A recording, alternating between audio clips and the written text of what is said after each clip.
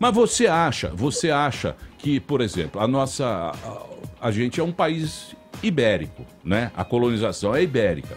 Você acha que dá para mudar para um pensamento da Holanda, um pensamento... É difícil, cara. Depende de nós.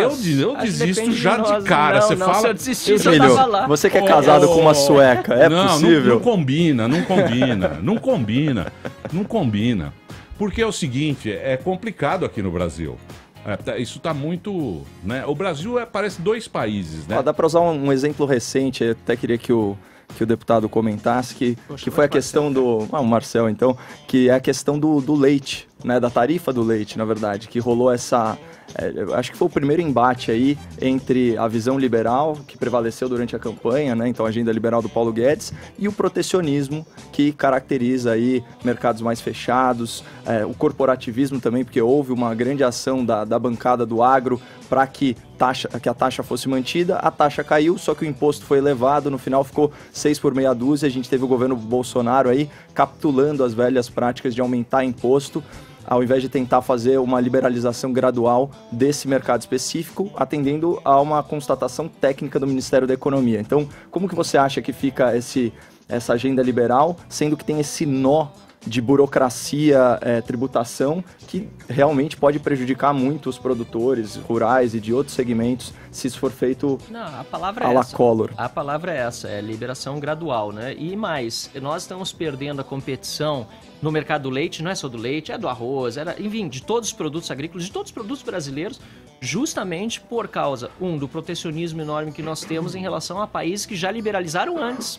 Por que são mais eficientes, são mais produtivos? Por que quem produz leite, sei lá, na Nova Zelândia ou em outros países, tem uma produtividade maior, tem uma eficiência maior e consegue vender mais barato aqui no Brasil, no outro lado do mundo? Porque os impostos são mais baixos, a burocracia é mais baixa, porque o protecionismo não faz com que não entrem produtos dentro daquele país e aí o efeito nefasto disso é a indústria acabar ficando obsoleta porque não compete, não precisa vender o produto mais barato para os seus consumidores e, portanto, acaba ficando obsoleta, perdendo em qualidade, etc. Então, o que nós precisamos fazer? Gradativamente, reduzir, sim, as tarifas de proteção externa, reduzir o custo de importar produtos para que haja essa saudável competição. E quem ganha com isso? O consumidor, né? Quem precisa, por exemplo, mas consumir é o que o ministro falou, precisa desmamar os caras, precisa desmamar quem tem privilégio. Mas precisa também diminuir imposto e burocracia para quem está na ponta, porque eu sou num estado do Rio Grande do Sul que produz muito leite, quem vai 4h30, 5 da manhã,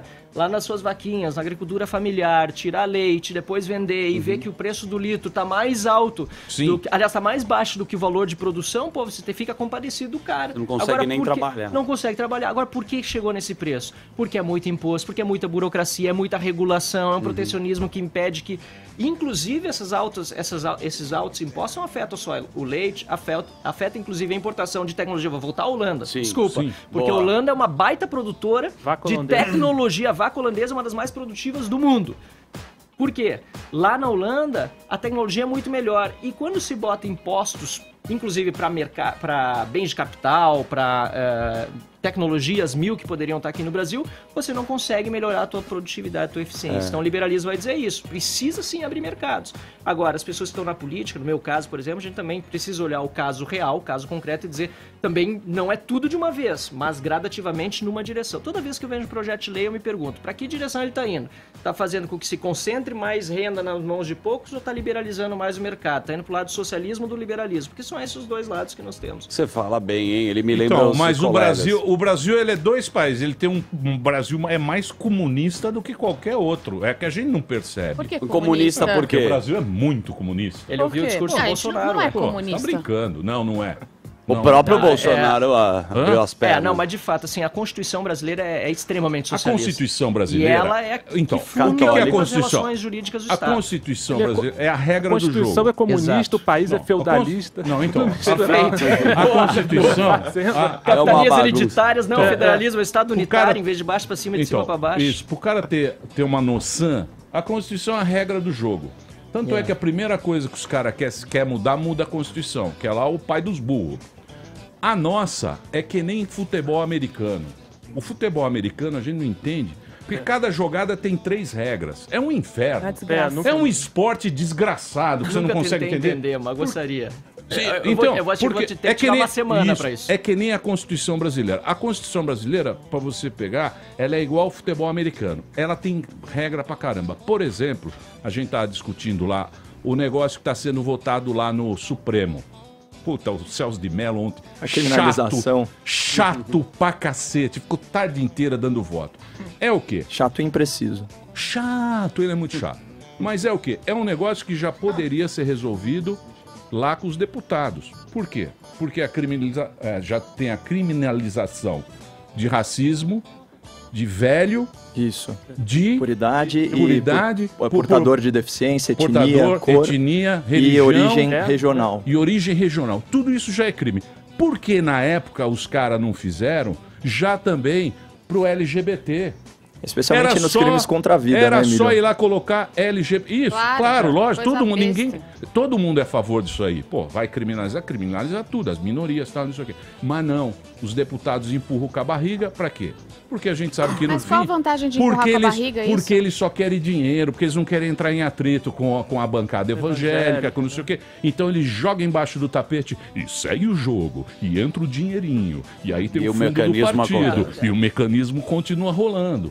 Entendeu? Não, e tem o seguinte aí também, fica o negócio, aí você perde tempo, a gente fica assistindo esses caras lá do Supremo, uma coisa que já poderia ter resolvido. Não, e outra, existe já crime de injúria, existe já é aplicada. Na verdade é o seguinte, o STF erra demais ao legislar.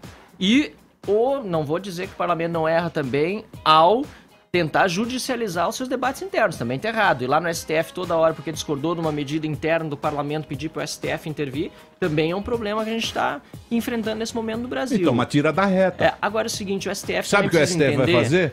Vai pedir vista. Não, era o que eu estava já imaginando ontem. E sabe quando vai resolver? Nunca. Mas é o seguinte, até porque muitas vezes o que não está resolvido está. Mais do que isso.